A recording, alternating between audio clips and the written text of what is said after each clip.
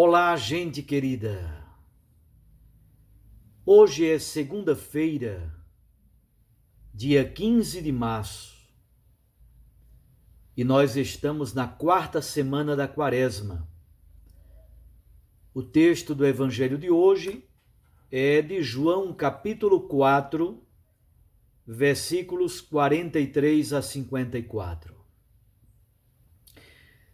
Naquele tempo, Jesus partiu da Samaria para a Galileia.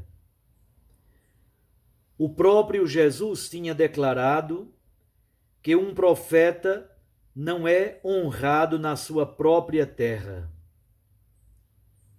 Quando então chegou à Galileia, os galileus o receberam bem, porque tinham visto tudo o que Jesus havia feito em Jerusalém durante a festa, pois também eles tinham ido à festa. Assim, Jesus voltou para Caná da Galileia, onde havia transformado água em vinho. Havia em Cafarnaum um funcionário do rei, que tinha um filho doente. Ouviu dizer que Jesus tinha vindo da Judéia para a Galileia. Ele saiu ao seu encontro e pediu-lhe que fosse a Cafarnaum curar seu filho, que estava morrendo. Jesus disse-lhe: Se não virdes sinais e prodígios, não acreditais. O funcionário do rei disse: Senhor, desce, antes que meu filho morra. Jesus lhe disse: Podes ir, o teu filho está vivo. O homem acreditou na palavra de Jesus e foi embora.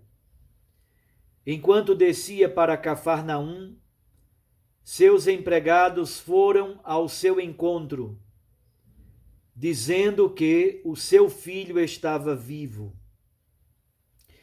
O funcionário perguntou a que horas o menino tinha melhorado. Eles responderam: A febre desapareceu ontem, cerca de 1 hora da tarde. O pai verificou que tinha sido exatamente na mesma hora em que Jesus havia dito: Teu filho está vivo. Então, ele abraçou a fé, juntamente com toda a sua família. Esse foi o segundo sinal de Jesus. Ele o realizou quando voltou da Judeia para a Galileia. Palavra da salvação. Glória a vós, Senhor. Minhas irmãs e meus irmãos, está começando uma sessão grande em que, durante vários dias seguidos, nós vamos ler textos do Evangelho de João. Até a terça-feira da Semana Santa, dia 30 de março, até lá, nós vamos ler textos do Evangelho de João, exceto em 3 ocasiões. No dia 19 de março, solenidade de São José, nós vamos ler um texto do Evangelho de Mateus, capítulo 1. No dia 25 de março, solenidade da Anunciação do nascimento do menino Jesus, nós vamos ler um texto do Evangelho de Lucas. E finalmente, no dia 28, no domingo de Ramos, como este domingo, este ano da liturgia é o ano B, nós então leremos textos do Evangelho de Marcos. Então, como eu disse, até a terça-feira da Semana Santa, dia 30 de março, nós vamos ler textos do Evangelho de João, exceto nestas 3 ocasiões. São José, dia 19, Anunciação, dia 25, e Domingo de Ramos, dia 28 de março. Nós estamos hoje lendo um texto do capítulo 4 do Evangelho de João. Sabemos muito bem que a cena que domina o capítulo 4 do Evangelho de João é o encontro de Jesus com a mulher samaritana à beira do poço de Jacó, em Sicar. É um texto longo e muito belo. Termina exatamente no versículo 42, imediatamente antes do texto que acabamos de ler no Evangelho de hoje. E a missão de Jesus entre os samaritanos é muito rica de significados e muito frutífera. Veja como termina a narrativa no versículo 42. Vamos ler o versículo 41 e o versículo 42, os 2 versículos anteriores.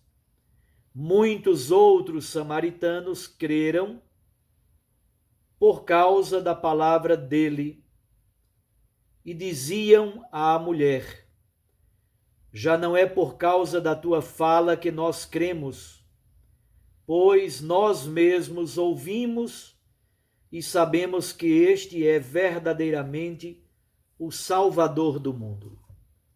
Então, como vocês podem perceber, o diálogo de Jesus com a samaritana, a missão da samaritana entre os seus parentes e vizinhos, a presença de Jesus em meio aos samaritanos, a pregação do Evangelho do Reino foi profundamente frutífera. O texto que acabamos de ler é imediatamente posterior a esse, à passagem de Jesus na Samaria. Jesus volta então para a Galileia e ele vai para a cidade de Caná da Galileia, onde havia feito o seu primeiro milagre. É um modo de coligar a cena do primeiro milagre com este segundo milagre que Jesus realiza. Vem então um funcionário do rei, certamente um funcionário do rei Herodes, que é o tetrarca da Galileia. Ele, na verdade, mora em Cafarnaum.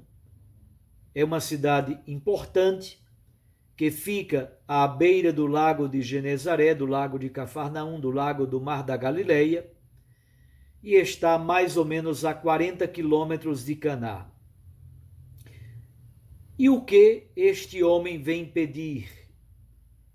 Ele vem pedir a cura do seu filho, que está à beira da morte. Temos então esta primeira cena, o funcionário do rei Herodes, que vai até Caná, que está na montanha, portanto ele sobe da beira do lago de Genezaré até Caná, que está nas montanhas da Galileia. E ele vem para pedir um milagre de Jesus em favor do seu filho. No primeiro momento, Jesus reage até com uma certa aspereza, porque Jesus não quer que as pessoas o procurem simplesmente para satisfazer as suas necessidades imediatas. Muitas vezes, as pessoas procuraram Jesus porque encheram a barriga, procuraram Jesus pelo milagre do pão, procuraram Jesus por causa de uma cura, procuraram Jesus por causa de uma situação imediata em que eles necessitavam da intervenção de Jesus.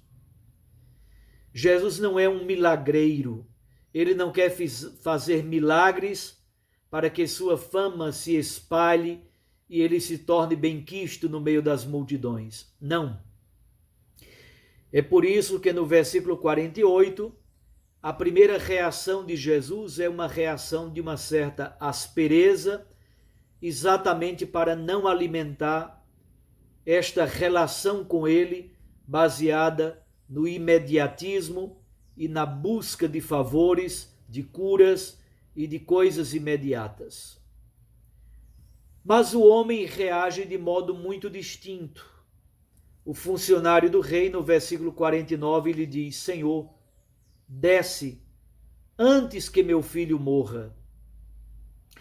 Jesus então percebe nesta fala do homem, daquele pai aflito, diante da situação de um filho que está à beira da morte, Jesus se comove de compaixão. E ao mesmo tempo, Jesus percebe que aquele homem não está simplesmente buscando coisas imediatas. É um pai desesperado, buscando a vida do seu filho. Jesus percebe o elemento da fé. E o elemento fundamental para que haja a cura, para que haja o milagre, é exatamente a fé. Jesus então responde com uma frase muito bela: podes ir, o teu filho está vivo.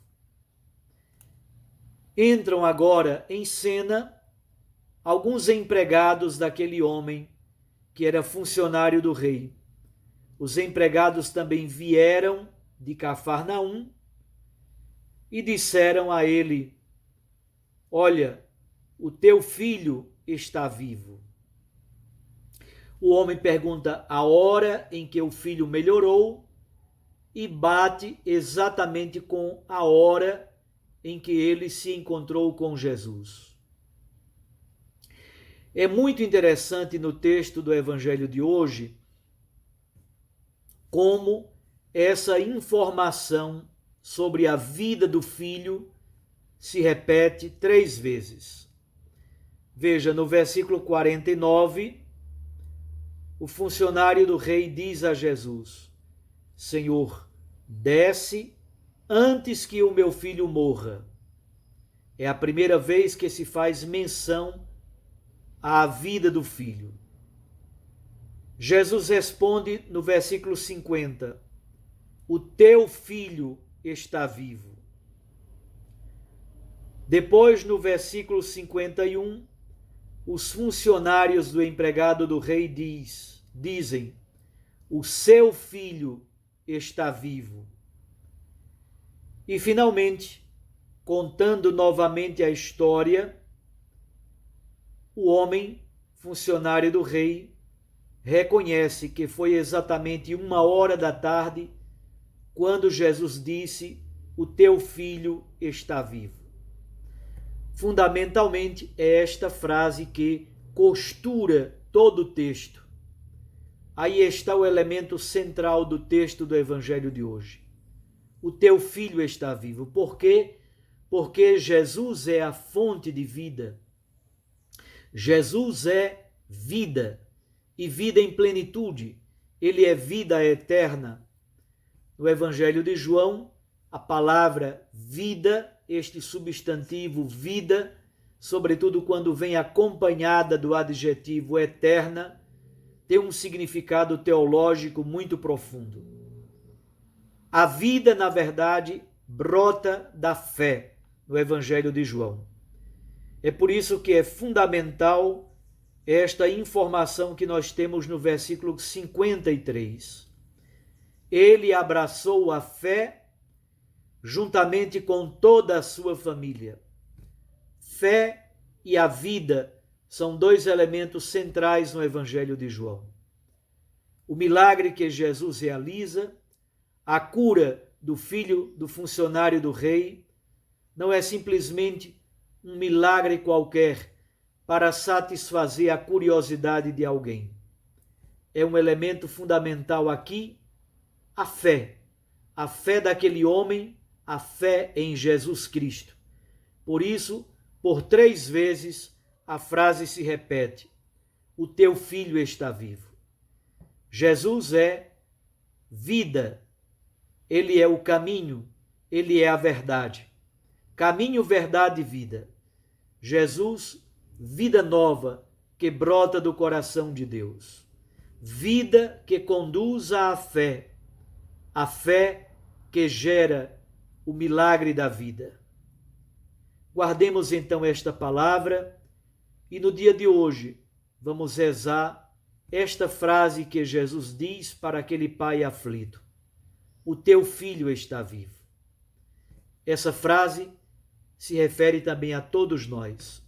Nós somos filhos de Deus e em Cristo, pelo poder da fé, devemos estar vivos.